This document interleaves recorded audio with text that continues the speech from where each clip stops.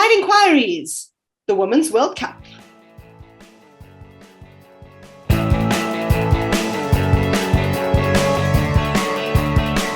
Sai Shashank asks, was there too much hype around the Indian women's team? At the end of the day, they lost all their matches to Sena countries and only beat West Indies out of the better teams. Although I'm a fan, I can't say they really deserve to go to the semis.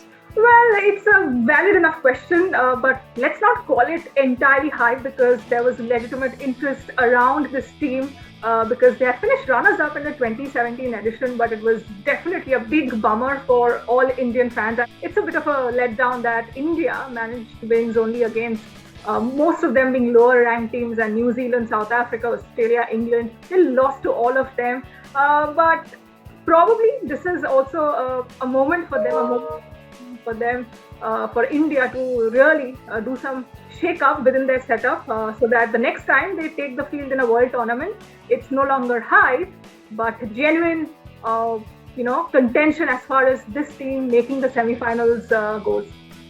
Yeah, and I think maybe part of the hype also from the potential end to the careers of Mithali Raj and Julian Goswami, very similar to New Zealand, saying goodbye potentially to a generation, the Susie Bates and Sophie Devine and Katie Martin generation that we may or may not see again. And that's always going to create some kind of hype. But as 2017 semi-finalists, I mean, come on, it's not hype. We thought they were going to win, didn't we? ABCXYZ asks, do you think 4 teams out of 8 qualifying is too many? Neither India nor West Indies deserve to qualify, so next time should there be more teams in total or less qualification spots? I tell you what, next time we actually shouldn't play the tournament. We should just take the World Cup and give it to Australia.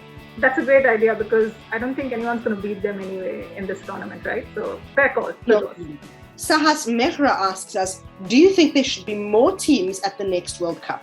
Thailand qualified but didn't get the chance to play. 10 teams would mean a longer, potentially more exciting group stage. So we have to say that the qualifiers this time were interrupted by the discovery of the Omicron variant. And so I don't think Thailand qualified, did they? Oh, well, thanks to the pandemic and some last-minute decisions on the part of the governing body, they could not qualify.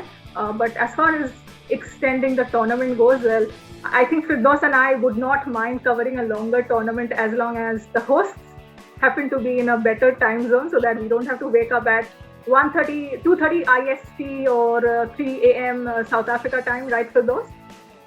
Yeah, sometimes midnight, sometimes 3 a.m. We're not doing that again. It's not happening again.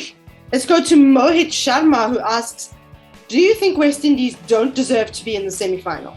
They won all 3 games against New Zealand, England and Bangladesh based on luck, and they were badly exposed against India, Australia and Pakistan. I think if we're going on that, then maybe South Africa don't deserve it either, right?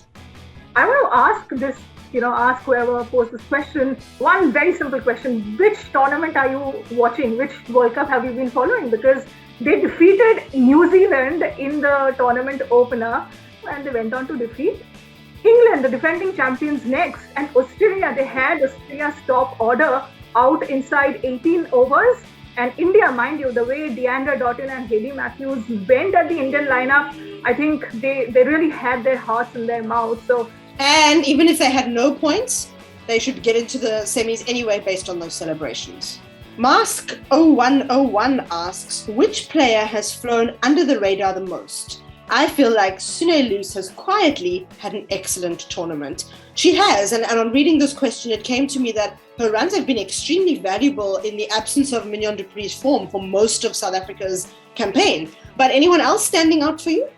I would pick Rachel Haynes, the Australia vice captain. She's quietly gone about her business and kept digging Australia out of crater-sized holes. They are going into the semi-finals undefeated in the league stage, but they had their moments of, wobbling, especially chasing throughout the tournament. So Rachel Haynes is somebody who has really taken the responsibility in crunch situations to bail the team out. As has been the case throughout her entire international career, she hasn't gotten the limelight like the likes of Meg Lanning, Ellis Perry. And probably 2 others I want to mention. I think Nida Dar had an excellent tournament, even though Pakistan only won 1 match. I think she was really impressive for them. And Frankie Mackay, I think, had quite a good tournament for New Zealand. So there've been a few to watch, names that we might not have mentioned otherwise. Will the law of averages affect the Australian team? What should the rest do to beat them? Pray. Not play? Walk out? Leave the World Cup? And finally, Angelic Scootus asks, can we just declare this the greatest World Cup ever, women's or men's, and just be done with the whole discussion? Seriously, what an amazing group stage. What, we haven't declared this already? Come on, I mean, you've got to be kidding me. I mean, it should be on posters and hoardings all across all the competing nations in this World Cup saying that this is well and truly. And what is the IPL? Who's watching the IPL? It's underway. Are you watching the IPL? I thought Twitter is all about hashtag CWC22 and not hashtag IPL 2022. So yes, well and truly, I agree with that 110%. Ellis Perry said, on Monday that this is by far the most competitive World Cup she has ever participated. So when Ellis Perry says that, and when Firdose and I say that, listen to us. You're right. Absolutely right. The first time we've ever had someone on Polite Inquiry say something that makes more sense than anything we will ever say.